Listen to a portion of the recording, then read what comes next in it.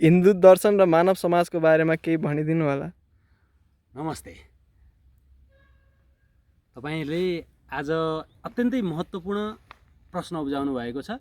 हिन्दू दर्शन र मानव समाजको बारेमा केही प्रश्न पार्दिनुस् भनेर हजुरले यहाँ राख्नु भएको प्रश्न त्यो साँच्चै नै आजको मानव समुदायको लागि अत्यन्तै महत्त्वपूर्ण र बहुउपयोगी विषयवस्तु हो। आजको मानव समुदायले हिन्दू दर्शनको बारेमा कतिपयले यसलाई सकारात्मक रूपले हेर्ने, कतिपयले यसमा चाहिँ विभिन्न किसिमले नकारात्मक धारणाहरू प्रस्तुत गर्ने र मानव समाजसँग हिन्दू दर्शनलाई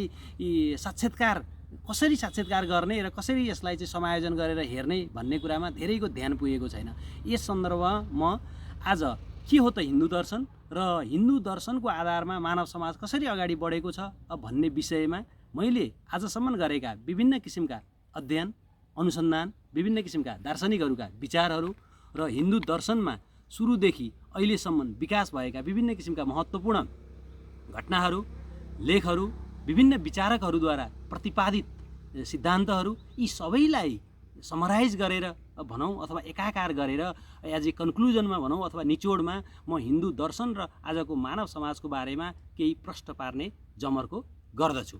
र साँच्चै नै आजको समयसम्म मानव समाज आइपुग्नको लागि कसरी कुन कालखण्डमा कसरी मानव समाज विकास भयो भन्ने विषयमा विभिन्न व्यक्तिका विभिन्न किसिमका तर्कहरू छन् र कतिपय वैज्ञानिक तर्कहरू छन् भने कतिपय भावात्मक अथवा मनोगणन्त्य तर्कहरू पनि आजको मानव समुदायले प्रस्तुत गरेका छन्। यसै सन्दर्भमा सबै निचोडमा व्याख्या गर्नुपर्दा विगतमा प्राचीन मानव सभ्यताको सुरुमा मानिसहरूलाई विभिन्न किसिमका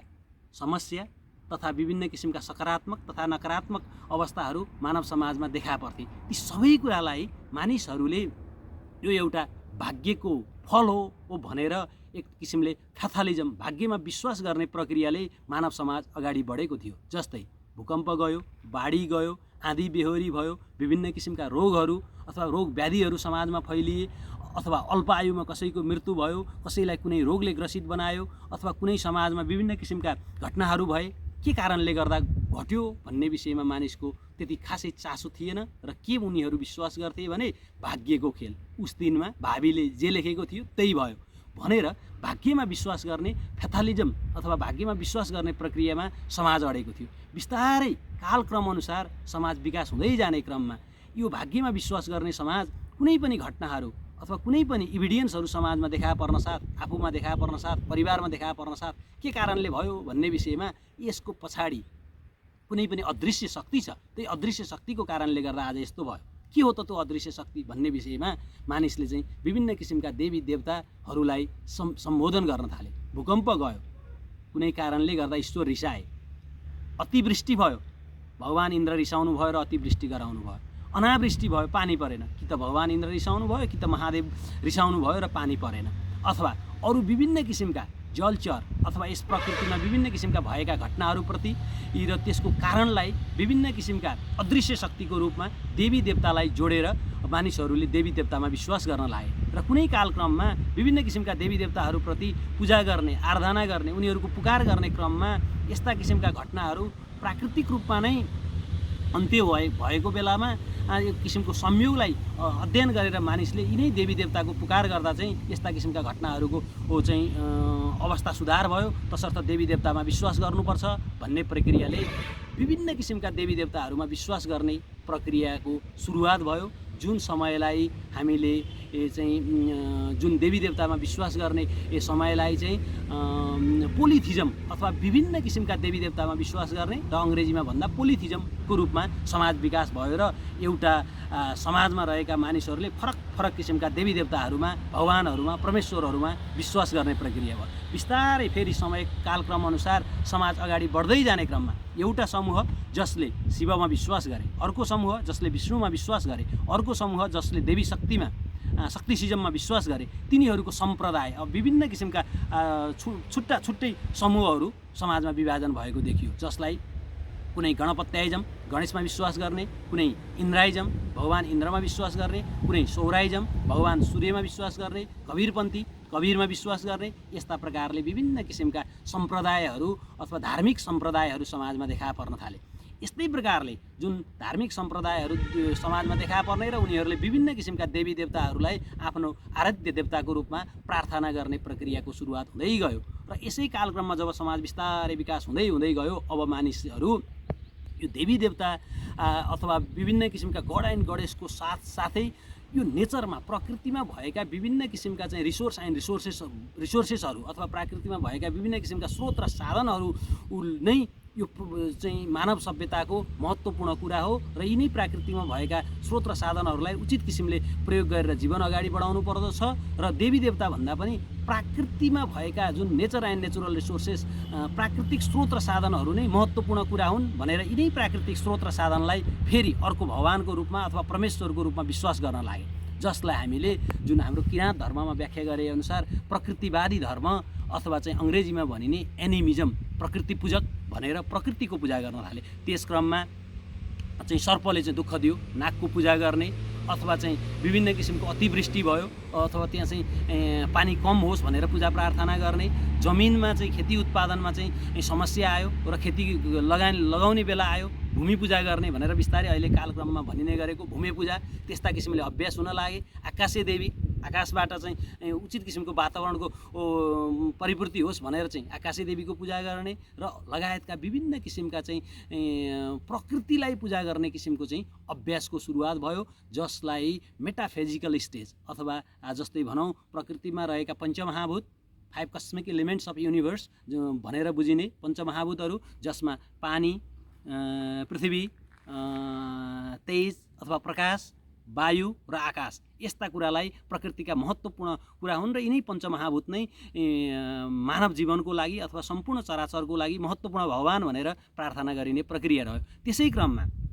मानव शरीरमा रहेका पञ्च ज्ञानेन्द्रियहरू जुन नाक, आँखा, कान, जिब्रो, छाला र यिनीहरूको आधारले नयाँ किसिमका ज्ञानहरू, नयाँ किसिमका विचारहरू चाहिँ विकास गराउने प्रक्रियाको सुरुवात भयो र शरीरमा रहेका पञ्च कर्मेन्द्रिय, 5वटा कर्मेन्द्रियहरू काम गर्ने अर्गान्सहरू जुन चाहिँ मुख, हात, खुट्टा, मलद्वार, गुदद्वार र सँगसँगै मानव मस्तिष्कलाई कसरी प्रयोग गरेर समाजलाई अगाडि बढाउन सकिन्छ भनेर पञ्चमहाभूत,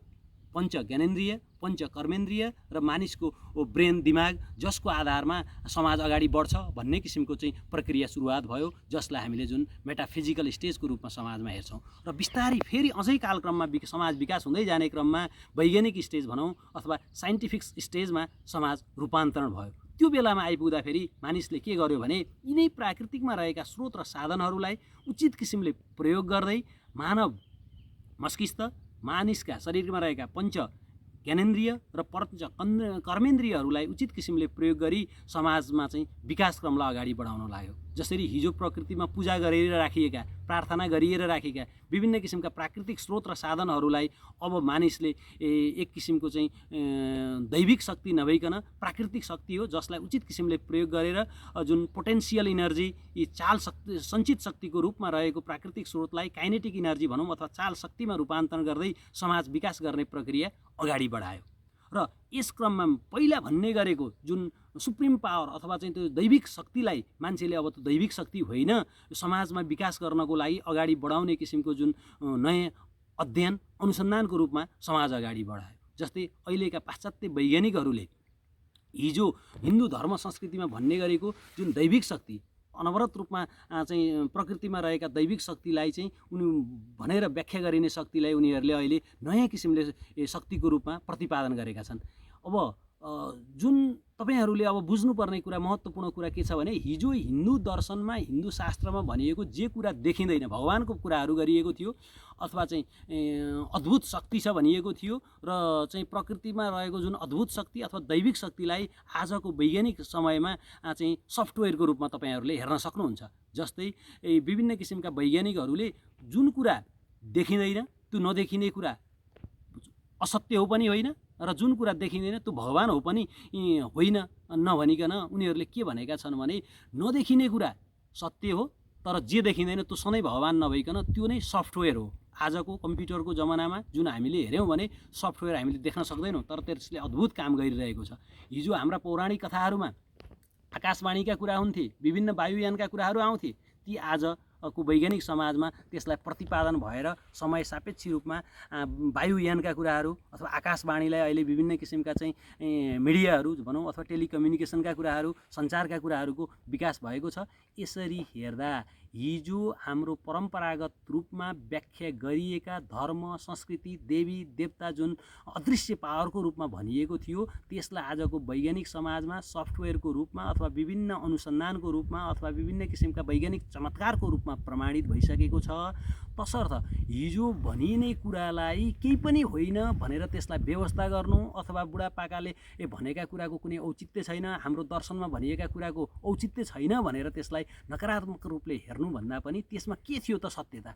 र त्यसैलाई आधार मानेर आजको समाज विकास भएको छ। र पाश्चात्य मुलुकका वैज्ञानिकहरूले हिन्दू दर्शनमा दिएका विभिन्न किसिमका विचारहरू त्यहाँका सिद्धान्तहरूलाई आज अनुसन्धानको रूपमा परिणत गर्दै रहेर विभिन्न किसिमका वैज्ञानिक चमत्कारहरू गरिसकेका छन्। तसर्थ हामीले पनि हाम्रो धर्म संस्कृति रीतिरिवाज चालचलनमा भएका कुराहरूलाई नकारात्मक किसिमले त्यसलाई इन्टरप्रिट गर्नुभन्दा त्यसमा के छ त भनेर अनुसन्धानात्मक रूपले हामीले अगाडि बढाउन सक्यौँ भने हाम्रो समाज अग्रपङ्क्तिमा पुग्नेछ। हाम्रो संस्कृतिमा भनिएका हिजो चाहिँ विभिन्न किसिमका हितकर प्राणीहरू हितकर जीव जीवात्माहरूलाई विभिन्न किसिमका गड एन्ड गडेसको रूपमा सम्बोधन गरिएको थियो अथवा व्याख्या गरिएको छ। जस्तै तुलसी, कुश, पिपल, शालिग्राम जसलाई विष्णुका अवतार भनेर व्याख्या गरिएको थियो। आजको विज्ञानले ती तत्त्वहरू भनेका मेडिकल साइन्सको लागि मेडिकल हब्सको रूपमा चाहिँ अत्यन्तै महत्त्वपूर्ण रहेको छ भन्ने कुरो प्रमाणित गरेको छ। हिजो हाम्रो परम्परामा कागको पूजा गर्ने, सर्पको पूजा गर्ने, गाईको पूजा गर्ने, कुकुरको पूजा गर्ने र विभिन्न किसिमका प्राकृतिक जीव जीवात्माहरूको चाहिँ पूजा गर्ने प्रक्रिया थियो। अब आजको वैज्ञानिकहरूले त्यसको अनुसन्धान गरे। गाईको पिसाब, गाईको दिशा अथवा गाईको दुध त्यसमा पाइने विभिन्न किसिमका सकारात्मक तत्त्वहरू गाईको पिसाब र गाईको चाहिँ दिशाले चाहिँ वातावरणमा रहेका चाहिँ मानव जीवनको लागि घातक किसिमका ब्याक्टेरिया र भाइरसलाई नाश गर्ने कुरो आज विज्ञानले प्रमाणित गरेको छ। गाईको दुधमा पाइने महत्त्वपूर्ण पौष्टिक आहार जसको कारणले गर्दा प्रतिरोधात्मक क्षमता बढाउने र मानव मस्तिष्कको चाहिँ विकास गराउने कुरा आजको विज्ञानले प्रमाणित गरेको छ। तुलसी, कुश, शालिग्राम तिनीहरूको चाहिँ गरिने प्रयोगले विभिन्न किसिमको मानव स्वास्थ्यमा नकारात्मक किसिमका रोगहरूको अन्त्य गराउने र विभिन्न किसिमका रोगका विरुद्धमा प्रयोग हुने औषधिको रूपमा तिनीहरूलाई प्रयोग गरिएको छ। त्यस्तै प्रकृतिमा रहेका विभिन्न किसिमका अरू चाहिँ जीव जीवात्माहरूलाई दिएको भगवानको नाम र दिएको सम्बोधन आजको वैज्ञानिक अवस्थामा जुन वैज्ञानिक अध्ययन अनुसन्धान र खोजको कारक तत्त्व बनेको छ। तसर्थ हामीले हाम्रा दर्शनमा भएका यस्ता यावत र महत्त्वपूर्ण कुरालाई आत्मसात गर्दै यसमा के छ त वास्तविकता के हो र यसको खोजी गर्दै र मानव समाजलाई अगाडि बढाउने र अनुसन्धानात्मक किसिमले प्रगति पथमा जानुपर्छ भन्ने सुझाव सल्लाह र मेरो आफ्नो अध्ययन र अनुसन्धानको निचोडको बारेमा जानकारी दिँदै आजलाई बिदा हुन्छु। हस्त, नमस्ते तथा धन्यवाद। धन्यवाद।